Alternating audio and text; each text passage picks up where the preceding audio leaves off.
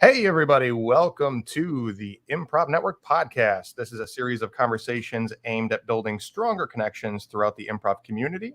I'm James Quesada. And I'm Bob Wick. And we are your education team for the Improv Network. Make sure you go to the improvnetwork.org to check out all sorts of really great resources, including festival listings and blogs and interviews. There's an improv FAQ tab as well that has all of these conversations archived, as well as mini lectures, shorter episodes on improv topics. And you can make yourself a profile. You can make your improv team a profile, your theater. Basically, anything you want to make a profile of, you can. I mean, they're not going to stop you, but we suggest making one for your team, yourself, and your theater. Yeah. They're not going to stop you. They're not going to stop you. I'm blocked again. Too many. If your dog does improv, make him a profile. So I don't know if we have any. Oh, you know what? We do have a little bit of housekeeping. There is a submission form going around. We're looking for volunteers to join the Improv Network team. Just a couple volunteers to help a handful of hours throughout the month to assist with things like producing this podcast and getting some other goals off of our checklist that we at the Improv Network have had for quite a while. And we just need a little bit more of a team to really pull it out. Are we going to be able to pull this one out? I don't know.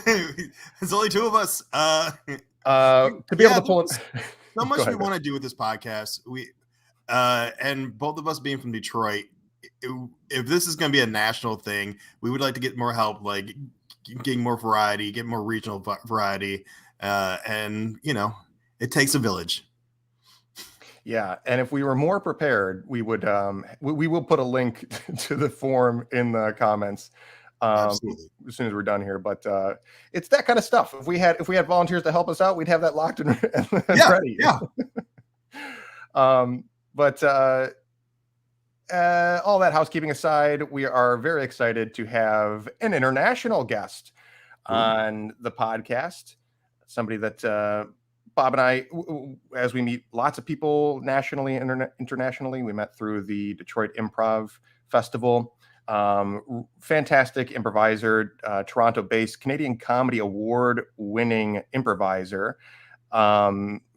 All around as a self-imposed local hero, longtime improviser, teacher, storyteller, writer of plays, and host extraordinaire. Owner of many decals and a variety of color palettes in her home. Please welcome to the show, Natasha Boomer. Yeah. Hey. Decal Central. Yeah. Toronto, Ontario. Thanks so much for joining, Boomer. I'm happy to have you. And so where we're going to start with the conversation, and I'm so excited to talk about it because I think you brought up a fascinating frame for what we sometimes do on the show is called a show and tell episode. Right. And what we'll do is we'll take a show that one of us or a guest has been involved with, usually created or directed, and we'll talk about what the takeaways are, what you learn from the show process. Typically we'll do we'll talk about what was it like to launch the show, rehearse the show's run. And then if it's a show that's ended, we'll talk about like, okay, well, if you had to start it over again tomorrow, what would you keep the same or definitely do differently, or those sorts of things. And that always leads to really great conversation. We're going to start by talking about a show that you created called Wheel of Improv. Mm-hmm. And it's actually a show that I met you through because I remember doing it at the Detroit Improv Festival as a guest. And the way that you kind of framed it is like, and you can correct me if I'm wrong after the setup here, is that like, it's really interesting to see the a show that is innovative for a while and kind of like shapes and invigorates a community, and then see that enthusiasm for it from audience or other whatever it is, kind of like ebb and flow, fade and return, and like when And then die in your arms, like just yeah. die a horrible death in your arms, and Well, as yeah. it breathes its last breath, you go, at one point you were so important.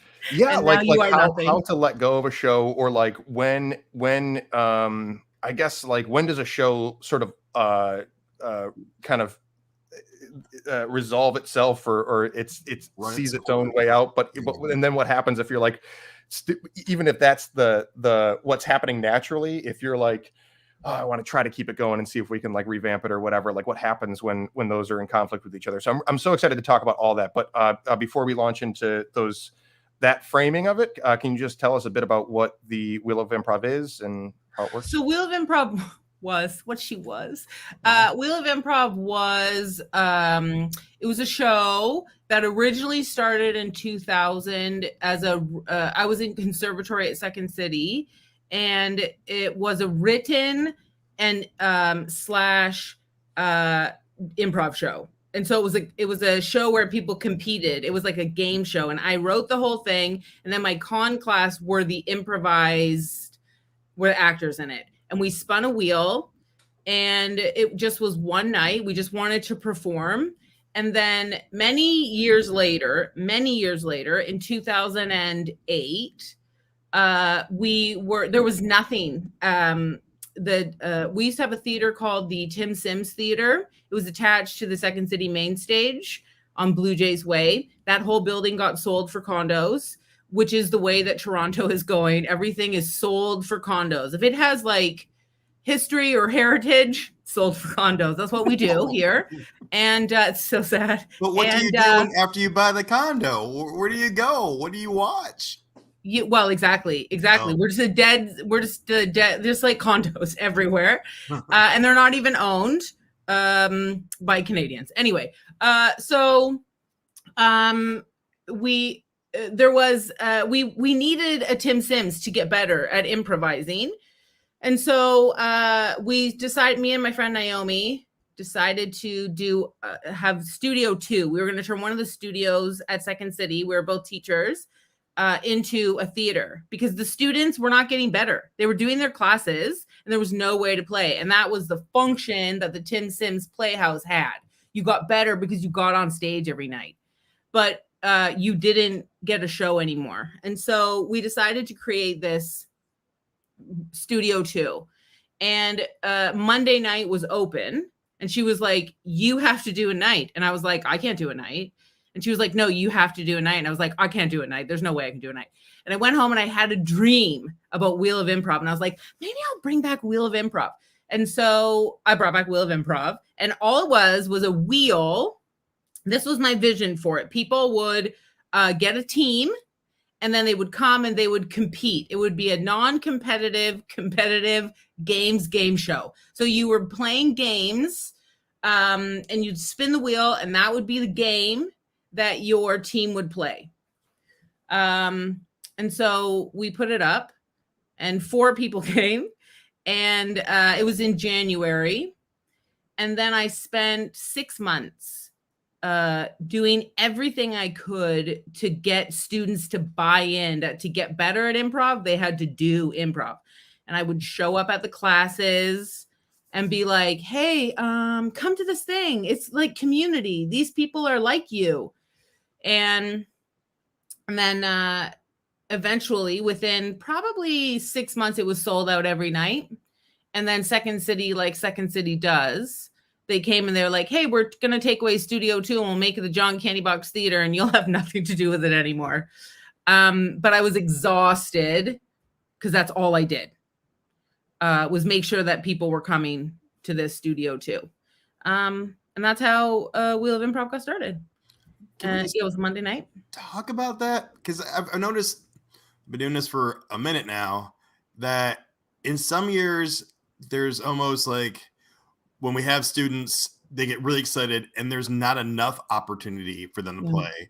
And then after a year or so, We get the students who, no, we're good. And all the resources that we created for that big boom that we had kind of, get pushed to the side. And then a couple of years later, we get a big group who are just like, oh man, how can I get on stage? Oh, if only there was a night for students. And we're like, okay, here we go again. And it comes in these waves. Yeah. And I just never understood, because like I guess because I was part of one of those waves that were like, oh, I will do anything. Let's build a stage in my backyard and charge $1. I don't care. You know? Yeah, I was from the exact same cloth. I was doing shows in bars. Yeah. And no one in the city, like this was like 1998, 1999. And we were in con, and our class was like, we need to do this more. How do we do this all the time? We would do it in offices at lunch. Like we'd be like, we're going to be in the party room in your office. And we would do improv. We just like, we were like thirsty for it. And so, I don't know either, because for what I found in Second City when I was teaching at Second City is we had thirsty students, and they would come or sometimes they would just want to watch, which was also fine, because you can learn a lot by watching someone not do well. They're still doing well because they got up, but they're not playing to the height of their speed yet. Everything is really slow, and you're watching the wheels work. And so you can learn a lot from that. Yeah. And so they love to watch it. But then one year, Second City did Groupons, and it was called Living Well at the time, or Living something deal. And man, did we ever recruit students that didn't give an F, right? They were like, my friend told me to doing it. And then by the third class, they were like, this is dumb. I don't want to do this. Yes. And so you'd start with like 18 level A students, and at the end you'd have 6. That was in 2011. That's when improv really changed, because they didn't want to do it anymore. And you could get to the end of a level A class and go, and at the end of each class, I would go, or at the beginning of each class, I go, who did improv? Who saw improv? And you could get to the end of level 8 weeks, and they still had not seen live improv. They just didn't care. They just didn't care. I don't know why. I don't get it. I never got it. No, because I was thirsty for it, man. Yeah. And I agree. Like, you can learn so much from just watching. Like, if we're teaching an art, any other art, if you're learning how to paint, you got go to the museum and see how other people painted. Like, look at their brush strokes. That's a great way of doing it.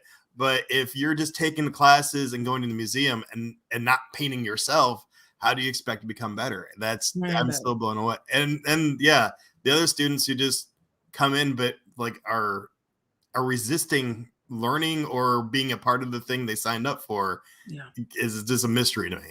Yeah. It's almost like it's invoked this like fear, they have the brave enough to do it. Yeah. And then they get there and they're like, oh, I don't know. Like those kids that go to, they have all the bravery to walk to the top of the diving board. And then they get to the top of the diving board and they're like, I don't know what I've done. I can't do this. And they have to go back down, but that's almost scarier. So you just stay on top of the diving board, right? Like, isn't there? Wait for the pool to close. Yeah. You're like, maybe somebody will push me. Sometimes I found that was it too. Like they were waiting for an aggressor to push them. And they were waiting for me to. So at Wheel of Improv, people would constantly have suggestions, which is great. But so their suggestion to me always was, you should get a bucket. You should get a bucket of Wheel of Improv. And as people come in, people put their names in the bucket, and then you pull out their names of the bucket. And I'd be like, that's a show called Bucket of Improv. It's different. How many props do you need to do a jam at your place? Oh my God. Right? I had a briefcase, but they wanted the bucket. And I was like, listen, a bucket is you not ready to do improv on stage. Right. That's you not ready. That's you wanting to be forced to ready. You know how you know when you're ready to do improv? When you're racing towards the stage to get on it, to spin that wheel. And yes, sure, we had a few concussions, but that's how you know you're ready, when you're yes fully and ready to get concussion. concussed Yeah. for improv. Mainly this guy, Wayne Jones. Sorry, my hair. I should have washed my hair because it's all stuck together. Oh, no, we'll wait. Go ahead. Yeah, thank you. And so I care about the show, just not enough to wash my hair. You should get a bucket for your hair. I need a bucket. Real quick, just let me ask you a question on, remind me in general, I think how it worked for when you did it at the festival, you kind of recruited or asked for help filling out a cast that was a good balance between like experienced improvisers and some student level improvisers. Yeah.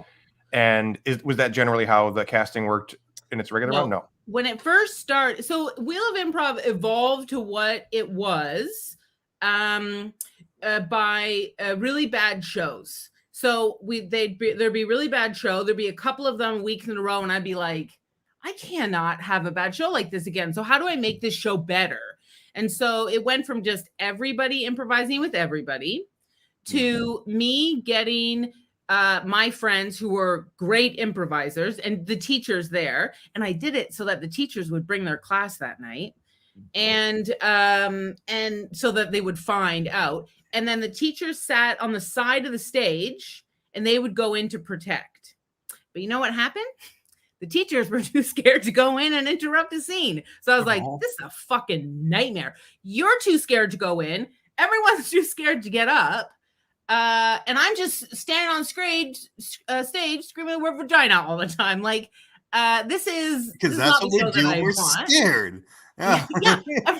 Are you just standing at the pool on the diving board, screaming vagina until someone pushes me in? Yeah, I'm the worst lifeguard.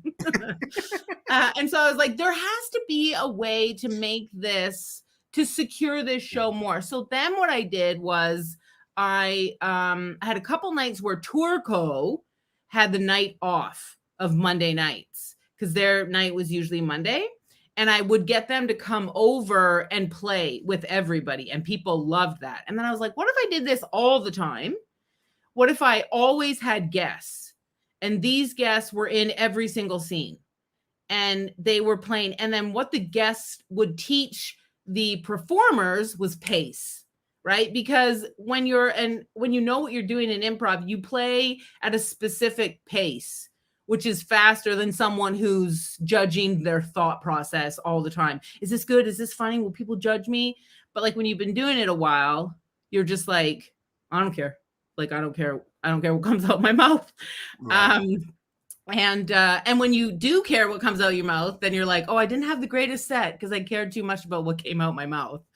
And so that's how the guests got introduced. And then that made the show, every single show was great because a guest was there. And then I got real specific about who was allowed to do that show. And that became problematic. Okay. Yeah, well, let's hear about that. But go ahead, Bob. Yeah, sorry. What was the criteria of someone you would want to be a protector on that show? They'd be a teacher. Oh, okay. They'd be a teacher, and I had to have seen them. It wasn't a graduation show. It wasn't a show where you played it enough times and then you got to be a guest. It wasn't that at all, because some people played it every week for like 3 years and they could never have been a guest. So they were teachers. They were just people that I felt played at a good pace. So like Colin Mockery used to come and play. Basically, once that happens, that's a pretty easy answer. Like, I've been coming here for 3 years. Are you Colin Mockery? Nope. Okay, well, yeah. And the Colin Mockery shows I had to use a bucket for because people would charge the stage, and I'd be like, "We got to get a bucket. This is brutal." So it was the only show that had a bucket. Well, people got what they wanted. Finally. Yeah, they got their stupid bucket. I like to think people just came for the bucket, and Colin was like also there. Like, yeah. Wheel of Improv's gonna have a bucket this week. Bucket this Monday. Let's get. Yeah, one day Wheel of Improv will have a bucket. Yeah. Wheel of Improv will never have a bucket. Let's be clear. So, I mean, I'm hearing like how the arc built to the point where you were enjoying like a sold out run of shows. Yeah. Well, it was sold out when it was bad too. Oh, okay. Like that show was very it almost had a cult following. Okay. And I would constantly get called because we had to put the numbers, how many people were in the theater, and the theater fit 66. And we constantly had over 80 to 100. And at the end of each show, I'd be like, Mike, who was my stage manager, like he ran the booth and the lights. And I'd be like, Mike, how many did we have? And he'd be like 106. And I'd be like, just put 66, because I kept getting called into the office to be like, your show's a fire hazard. But then one time I lit sparklers, which and that's also a fire hazard. Yeah. But I didn't give a fuck. I never cared. I was like, what's going to make this show amazing? We know it's not going to be a bucket. Sparklers. But that was a mistake. Sparklers was for sure a mistake. Because there's a thick ash that comes with a sparkler, post sparkler. So it evolved. People, and then on the 3rd year anniversary, I bought a bunch of like paraphernalia, and I was like, we got to go over to the main stage of Second City because we're going to sell a lot of tickets. I can't only have 100 tickets, 66 tickets on the 3rd year anniversary. And we sold out 400. Wow. We sold out that show. And then a month after that, I was fired from Second City. For overselling shows? Yeah. No, I was a corporate liability. I used the word vagina a lot when I wasn't supposed to. Now, you couldn't fire me in today's climate because women are allowed to say the word. Yeah. I was a corporate liability. Was I? I don't know. Maybe one day I'll do a podcast about it because I don't think I was. But I listen to the corporate liability podcast. That's yeah. I think to this day, I still go, I just didn't get along with my artistic manager, or my artistic director, because I called him a manager. I refuse to call him a director. No, we just didn't get along. We didn't see eye to eye. I embarrassed him a lot, I'm sure. And I was creating this like major community that I don't know. I can't tell. I can tell you, but it's a longer podcast. So then I moved the show over to Comedy Bar. Okay. And that was very interesting because I realized that Wheel of Improv needed a school attached to it. It was a school show. People felt safe with me. It was a safe space. Anything went. You were safe to just fail. And the Comedy Bar did not have alcohol now. And it didn't offer the same environment. Right. But we chugged along for like 3 years. Oh, wow. 4 years? 13, 14, 15, 16, 17. 5 more years at the Comedy Bar. And then the shows became like 24 people. I was because now I had to pay. Now people had to pay to come see it because it was free at Second City. And I had free to for pay. Everyone? Totally free show? Yeah, it was always free. It was just a free show. I think I started charging a toonie if you wanted to, so I could buy like Wheel of Improv embroidered stuff. For us Americans, what how much is a toonie? Oh, $2. Okay, I thought okay. Cool. I mean, it's in the name. 2 is in. Is it a coin or is it an actual dollar? It's a coin. We don't have dollar bills. Only 5 and then up. And then we have a toonie and a loonie. Same quarter. Right. Nickel dime. I haven't spent Canadian money since I turned 21. So. What's that? I haven't spent Canadian money since I was 21. So it's been a while.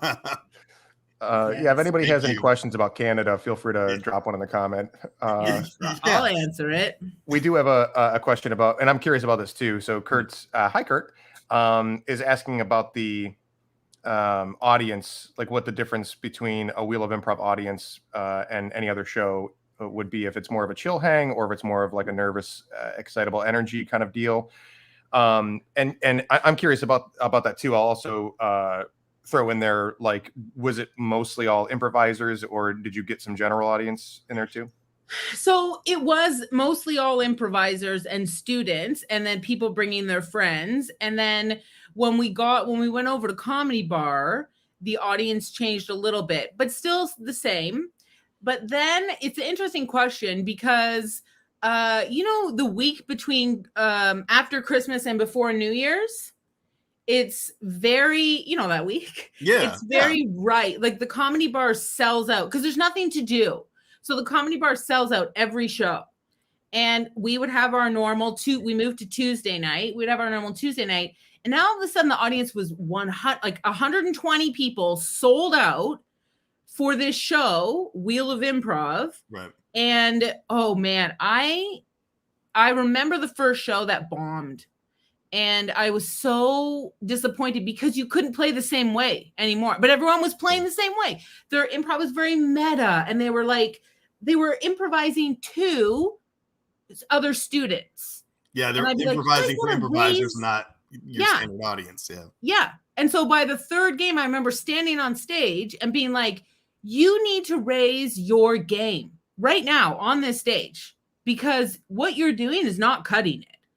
And because that was the way I just spoke very honestly about everything all the time on that show. I'm always honest about everything all the time, to my detriment or to the success of the truth of the situation. Were you doing that like actively, like as you're hosting the show, like calling people out and kind of like challenging people on the spot to step up their game? Yeah. That's amazing. I would do this a lot. Freeze. You're doing great. You're doing great. I just have something to say. You are way too quiet. No one can hear you. You need to talk louder. Okay, carry on. Where were we? And so I'll do that a lot. I always the same thing. Okay, freeze. You're doing great. Nobody's done anything wrong. And so, I always, because it needs to be done. Yeah. And they understood that the premise of the show was a learning tool as well as performance. So why not? Yeah. And then also when people talked in the audience or people did something that might throw off an improviser, I went like mama crazy on them. I'd be like, why are you, after when the game was done, I'd be like, why are you talking? Why are you talking right now? Your mouth should be shut the entire time. Shut your mouth or get the fuck out. And people would be like, okay. And amazing. no, like it's hard to like, I don't know what the word, it's hard to come at me because I'll always win. I get that impression from you that you're sort of untouchable when it comes to you can try. Well, and many have. Really? And how can you argue with an honest opinion? Like if someone's giving their honest opinion, you can't really argue with it because that's how they feel, that's what they know. So I couldn't. It's not cruel because I'm also protected. It's also very like mother bear. But I don't know. But in saying that, I've also yelled at people and then they were just like, I don't like you anymore. And I'm like, I'm so sorry. Like, I really am sorry that you didn't get that this was supposed to be fun. Mm-hmm. But, okay. Like, I can't make you like me. I can't. I have to make me like me. And that sometimes is hard too, right? So like I win over everything. I have to like me. So yeah. Can't be worried about you. So that makes me just kind of curious about the as you're challenging an audience, and it sounds like that's a huge part of the show is that like for the community, it's a place to get the opportunity to get on stage, and also like you were saying that it's a learning experience. Live coaching, and I think that's such a difficult, dangerous thing to play with because you do have to have the right personality. Not every teacher or director is great at it.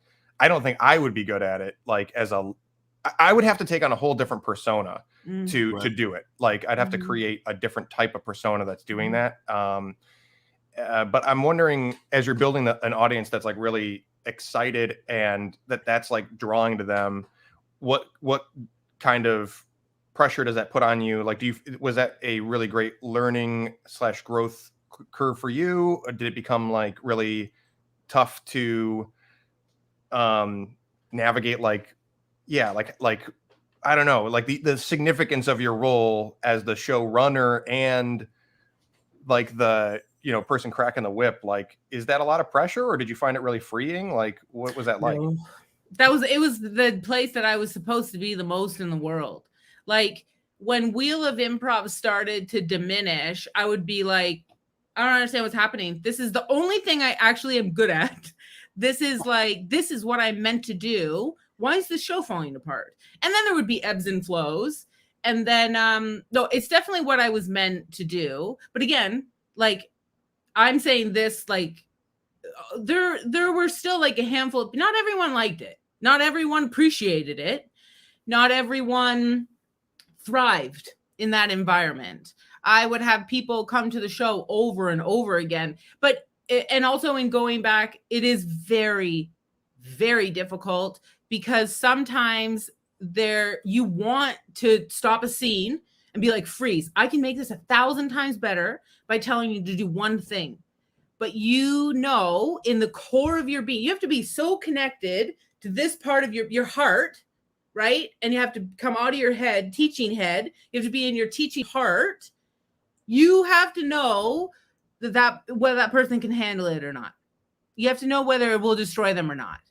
And sometimes I was wrong. Most times I was right. Sometimes I was wrong, right? And so sometimes really bad scenes are happening. And it's just happening. And people in the audience are like, why aren't you helping them? Why aren't you protecting them? And you're like, because in the center of my being right now, they cannot take it. If I stop the scene, they wouldn't be able to take it. They're on the brink as it is. Yeah. Right. Yeah. They're beating themselves up enough. Hearing my voice would just, Exactly. And it's this like, it's just being in your heart center all the time. But that's really hard to do all the time. It's a hard, for me, being 100% in my heart is hard in a bar where an audience is drinking. Because that's too much energy for me. So I didn't always get it right. I'll say that. I didn't always get it right. Sometimes I got maybe too much, or maybe, I know with my friend Sam, I went too far. According to him, I didn't think I went too far, but according to him, I went too far. So yeah, I'm sorry. No. Considering consumption of alcohol, trying to give someone a note after they've been drinking, like, whoa, I probably would rather. I don't know if I have that in me because. Oh, I never let people get up on stage drunk. If they stumble towards the stage, I'd be like, sit down. This is not for you. You're not doing improv drunk. That's not what this show is. We're not going to laugh at you because you're drunk. We're going to laugh at you because you are present in a scene, telling the truth, being the truth. That's where comedy comes from. I don't care that you need alcohol to do this. Then you're not ready. Right. Yeah. So I never let people get on stage drunk. So yeah, that's a great policy. And again, it makes you like another. I don't know how often that happened, but like you're also kind of playing the role of like bouncer. Right. In that case. You were wearing a lot of hats. Yeah. I mean, I had a guy who worked the door, and I also did a lot of this. If you walked in, a lot of people would come, like the show started at 9:30 and they'd come at 10 o'clock when my guy who took the tickets went home. And so from the stage, I'd stand at the back and be like, I know when you came in and after the show, you owe me $10. And so there was a lot of like that going on. And people didn't appreciate that. Oh, I love like, it. I saw you come in. Yeah. That's what this show is. $10. Yeah. Talk to us about the ending of the show. Like what was the story of it, how it ended? I really was stressed. It would get to the point where I'd have to host and be the guest because my guests would just like not show up, or they'd be like, oh, I'm going to cancel. The canceling, for years I did Wheel of Improv weekly alone, and I'd book it and I hate it. And I hated it. I hated it so much. And so real quick, how far into the run are we? Like how many years has it been running by the time that you're feeling this way? 2009, 10, 11, 12. So we're in 2016. Okay, so it's been like I 7 played- years. Yeah, years. 7 years. Wow. And in that year, where the audiences were like 30, 40 people, I would show up more times and I'd have to host and be the guest. That's not a good combination for me. I do not excel in either then. Because they're two different brains. So here I'm working on protecting the students, and some of those improv games, that's not good for me. I'm not good enough. Like, I can't help you with them. And you're like, it was brutal. And so I remember all my high school friends, there was like 10 of them. They're like, we're coming to your show. And all of the guests didn't show up. And so I had to host, and I remember their faces after, like, that was good. I was like, oh my God, it wasn't. And so I decided that I was going to quit. I was going to let it go. I was not getting along with the people. I no longer got to pick who ran the music and stuff for my show. There was a lot of fighting all the time. It just was difficult. It just was so difficult. And I took on 2 producers to help me. And the one I got into that, Sam, I yelled at him on stage. We give awards out at the end of the show to like, so it had candy. And then at the end of the show, I'd be like, here's what I saw that you did that was great. You get a piece of candy. Here's what I saw. You've never done that before. You get a piece of candy. And then you could also stand up and say what you did was great if you want a candy. And so people would stand up and be like, I never had played that character before. And I'd be like, great, candy. And I had a gift to give to my friend Sam or something, and he left halfway through the scene. Oh no. So I went, fuck him. And he wasn't gone. He was just in the next room, and he got mad at me because on stage I was like, fuck him. So he quit. And then I had one girl that was also helping me produce, and she went to Second City to do the same show that I was doing at Wheel of Improv. And I was like, you can't produce this show and that show. So then I was like producerless again. And I was like, I can't do this anymore. I just want to do one-woman shows. That's all I want to do. And my friend Rob said, give it to somebody. Give the show to somebody. And I was like, I can't. This is my show. Like, nobody can host this show like me. And so I just did one last big show. It was amazing. And then everyone said goodbye. And then I was so happy not doing it for about 3 months. And then I went into a depression like never before. I was like, I'm not performing once a week. My favorite thing in the world, this is probably goes against, I love improv hosting. I love getting up on stage, not knowing what I'm going to talk about and talking about it. It like improv stand up, basically. Yeah. It's my favorite thing in the world. I love it. I'm nauseating. I could do it so much. And I hadn't done that in so long because I didn't have a weekly show anymore. And then in 2018, I was like, I'm going to bring it back. I'm going to bring it back, not at Comedy Bar. I'm going to bring it back at Social Capital because they're a school. I need to attach myself to another school. Yeah. And so I did. It was a 50-seater theater upstairs. They were like, yes, let's do this. And I was like, I'm just going to do it once a month. And I'm going to do something. I'm going to call it the new class. So it'll be all the new people that are up and coming. They don't have to be teachers anymore. I'm going to learn from my mistakes. And I'm not going to be so rigid with the guests, I mean. And that show over the course of a year died. On the last night, September 2018, 4 people came to the last show, and we just played. I was like, let's everyone just get up and spin the wheel and play, and I'll play and you play. And it just died. And I was like, you can't bring back what is no longer needed, because in that time when Wheel of Improv first started, it was an homage from my days in late 90s doing improv, there was a show called Pros and Joes, where the Oh, improv yes. show, do you remember Pros and Joes? Yes, yeah, it was, yeah. And we were like, I want to be. I thought I could be a football player. I was pretty good in high school. Oh yeah, we'll cover this guy, and they'll try to do like the stuff on. Or am I talking about something different? No. I was like, how did you know an Toronto improv show? Oh no, there was a show on. I think it was like Fox called Joes and Pros. Oh really? Yeah. Okay. That's great. No, Pros and Joes was professional improvisers with people who had never done it before.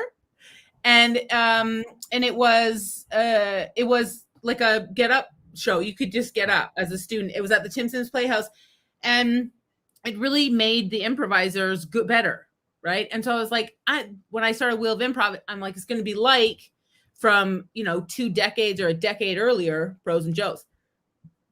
When I left in 2016, everybody was doing those shows because the community had been built. It was good. They were good improvisers, like, because people could get up 5-6 times a week and do improv. And it was also killing me because these students from the 3 schools would come to Comedy Bar to do Wheel of Improv, and they'd go, why don't you teach at Second City? And I'd be like, yeah, I got a whole story about why I don't teach at Second City. And it's called the word vagina. And so I couldn't be trusted. It's a whole incident. It's not just that. There's about 6 incidences that led up to me being fired.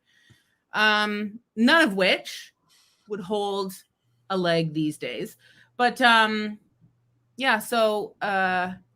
there was tons of these type drop-in shows now. So Wheel of Improv wasn't necessary. And the community had flipped enough that no one knew who I was anymore. So you go from being the height to everyone knows who you are. They know what Wheel of Improv is in a decade and because of Wheel of Improv, the community was created. I'm not the only one that created the community, but I definitely gave it a good foundational pillar to nobody knowing who you are. And it's such a interesting feeling. I'm sure kind of like John Travolta felt it at one point in his career, but he has more money than me, so it mattered less for him. So he can cry into his money and cry. I was acting before Pulp Fiction, I promise. So I'm curious about there's a shelf life of any show, I think, and at least in the sense that you either have to retire the show or you have to change it enough with what the community needs or wants so much that it isn't really the same show anymore, right? It has to evolve. And do you what are your thoughts on, does every show have a shelf life, especially improvised shows? It's amazing to me that you had a 7-year run. 7.5 years. Yeah. And that includes or doesn't include the 1 year of revival? No, that didn't include it. I kind of just want to close my eyes on that year. Got it. 7.5. But every once in a while, the bar will be like, "Hey, you gonna come pick up this wheel?" And I'm like, "Maybe." You left the wheel. But people ask to borrow it, and I go, "No." I don't want it, and you can't have it. Exactly. It's awful. My heart aches. It makes my heart ache. My feeling of it. Dear Diary, if I could do it all over again, if I could go pop down to Natasha and be like, hey, you're me and I'm you, and it's 4 years difference, I would be like, don't quit the show. Don't quit the show. Get help. Ask for more help and be more willing to let go of the show and let other people evolve it. It doesn't have to be only you. Right. And I think I did act from ego. You try so much to be in your heart, but your ego just kind of clouds it all over. And if I had to really look back on and give myself some advice, I'd be like, don't do it. Just get help. Get help and let this show evolve to what it needs to be for the community. Because I think show that is for the community, it can work its way around what the community needs. But you need help, and you need present, and you need a Tuesday off. I did not have, I had maybe 1 or 2 Tuesdays off in 7.5 years, because I really believed no one could host that show but me. I really believed it. And I gave my friend Cameron LG, I would give him a chance, and he'd be like, I don't want to do it. I'm big shoes to fill.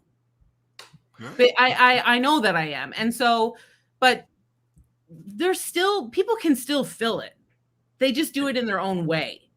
Yeah, so, and there's time to grow into it too, right? Like somebody who's like maybe not quite there or at the same level that fits so neatly as you do with the show and how your personality is and coaching, directing style. Somebody's going to find their way to do it, but I can't tell you how much I relate to all that, and especially like the patience that it takes, the patience and the ego surrender to be like, I'll hand this off to somebody else. And there's the ego surrender of letting go of the perfectionist and everything.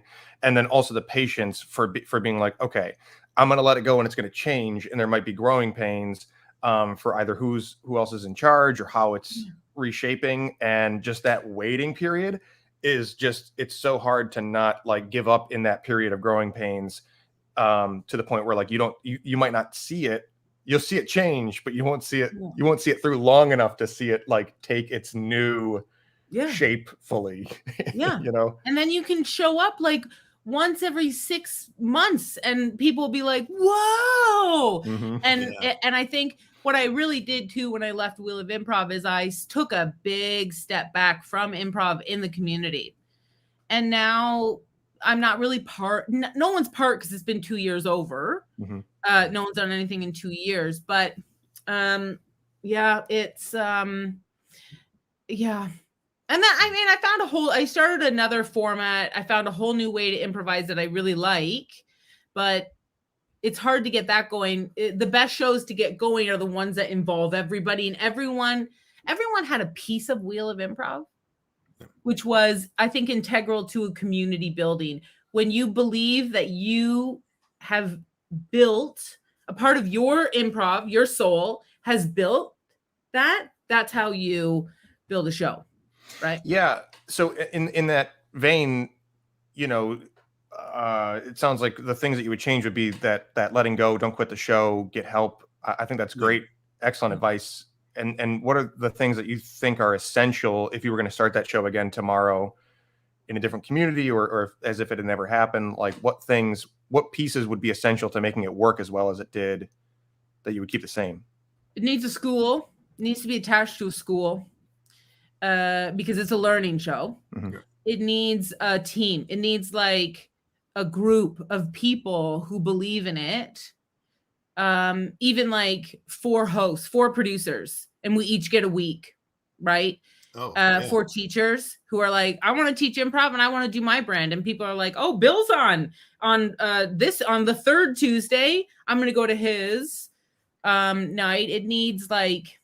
You mean like people who have sort of distinct styles that are bringing something like especially unique? I don't know, maybe. Okay. I mean, maybe it just needs needs more style, more collaboration. What can make this good? More heads. Mm-hmm. It was just ever my head.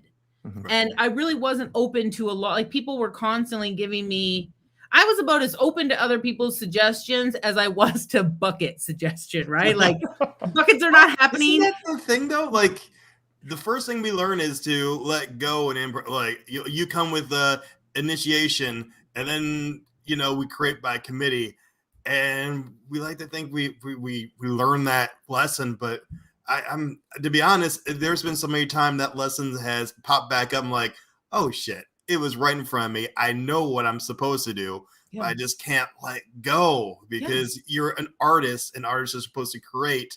But like, how do you push the pause button and let someone else step in when you're not doing a scene? Like that thing. I know when it's time for me to shut up and let someone else talk, and vice versa. But with other endeavors, it's hard to learn that pacing or that that just, like you said, just letting your ego not get in front of you and stepping back and like, okay, that was my chunk. What are you adding? And that's the gift of improv, right? Like right. The gift of improv is her imperfection, right? Like improv sits back and goes, you will never fully get me because you are so fucking human. You human. And improv is the gift that comes to teach us who we are, to teach us who we. I remember once my friend Paloma, we were both teaching heavily at the time, and so we didn't feel that either of us had a lot of good feedback on our improv because it was all students being like, "You're amazing," and you're like, "I'm pretty sure I'm not, but you think I'm great because you're in level A." And so we would talk all the time. We'd be like, so what do I need to, like, what are you seeing in me? Do I have bad habits? Like, and she said to me once in 2010, I'll never forget it. She goes, you get on stage, and she's like, I'm not saying it's a bad thing. And love she's that, love that disclaimer. Yeah. I love you. And I do actually believe that we held hands and we're walking through the Yorkdale Mall and we were holding hands. And because we wanted this for each other. And she goes, when you get on stage, you play very weak, vulnerable women. And I was like, what? And she's like, yeah, like you'll get on stage and then you'll just kind of turn into a mushy, vulnerable, broken woman. And I remember thinking, well, that's because I am. And then at the exact same time, I was like, that's what improv is. Improv is a reflection of like where you are in this moment. And when you get on stage, there's almost something about improv that it just pulls the most vulnerable parts of you, the most like broken parts of you, and just like shows them to the world, right? Which is why there's no buckets, because no one's forcing you to do that. Right. You have to be ready to just be like, oh, here I am. And I'm a vulnerable, broken woman. And because in 2010, I was going through a breakup. I was a vulnerable, broken woman. And it just so happened that every night that I got on stage, I couldn't help but be her because, yeah, anyway. So that's what improv shows us. And then, but it also shows us in all the layers of the cake, right? And as you're teaching it, you're also learning what improv has to teach you about your ego and letting go and not going into, like, I taught grade 7. Am I making sense what I'm saying? Oh yeah, absolutely. Yeah. In grade 7, this is one thing I would get in trouble at Second City all the time from my artistic director. I would go to grade 7 and 8, the education program. And they used to like fart jokes. Boys love fart jokes. Everybody loves fart jokes. Oh yeah. And I one day was like, I'm so tired of fart jokes. And I just heard this voice in the back of my head being like, but that's where they are. So if you want to teach somebody, go to them. Yeah. And I just started doing fart jokes. And then my artistic director was like, you can't teach with fart jokes. And I'm like, I only teach grade 7 with fart jokes now because that's where they are. They'll evolve out of it, maybe, right. But that's where they are. And so that's what improv is. It lets us go to, right? I think I had a point with that. I did have a point. You teach where people are. That's it. You cannot pull them up to you if they're not ready. You can only teach where they are. And then eventually you turn around and you're like, oh, here you are. Welcome. Doesn't it feel good? Feels good to play at this pace, right? Mm-hmm. So, yeah, I think that's fantastic. It's a great reminder, both in the teaching sense and the directing sense, that there is the things that work on stage about, like you said, Bob, the collaboration or the only being able to bring so much of it, and whoever you're working with, bringing it to, like that applies to being a director and the rest of the community and the cast and being a teacher and the students. Like you have to, it's all cooperation and it's all a two-way street, and I know that personally, that's something that I struggle with too, is that I get wrapped up in, like, if I have a vision and it's so strong, I just want to be so particular, right, and like allow myself to drive with that energy. But then I have to like remember that, like, this is not just mine and it's going to be its best version if there's a way to collaborate and let people in, be available to the other half of it. I'm one person, half at most, like when I'm working on a show and whatnot. So yeah, those are really great sentiments. it's hard. Like, it is hard. So in the end, I don't know if the right answer was it has to be right because I let it go. That has to be the right answer because it happened. Mm-hmm. Right. But there's definitely the reflective part of me, as we all do as we grow older, is we go, oh, I could have done that so much different. And I'm not sure if I'll ever be given the opportunity in this city again to make another show like that. So I know those things about me, but as I continue to build my life and my career with one-woman shows and stuff like that, I'm sure that I take with me, and even my own business, I take with me the lessons that I learned from the pain. It was so pain watching on that last show when 4 people showed up. There are no words that you could say to me that could have made my heart ache. Like, in like a decade, it went from having my name chanted by 400 people to 4 people showing up and saying goodbye.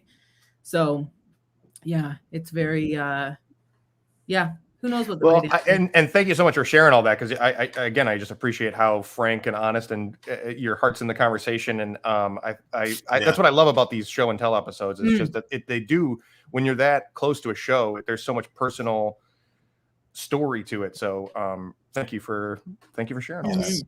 I'm happy to. It was fun. Yeah. Before we let you go, is there anything that you want to plug that's going on in the world of Natasha that caught you off guard? Right? Like, is anything keep going on? Is anything happening in the world right now? Like right. Right? Like, I just finished a one-woman show. I'm doing another one in December.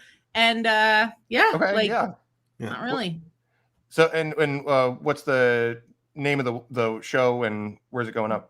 The name of the show, the one that I'm doing in September or in December that I haven't even written yet, is called Siren of Destiny.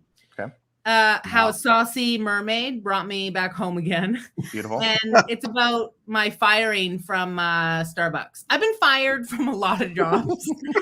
My firing from Second City is a show I wrote called All Fired Up. And so it'll be my 6th. And I'm just going to do it in my garage. And I think. Oh, awesome. And I did this last one in my backyard. I don't think shows need a stage, right? Art doesn't need a stage. So I try to do my one-woman shows in like just different places. Yeah. And create like a ambiance that's not theater. And so doing that in September.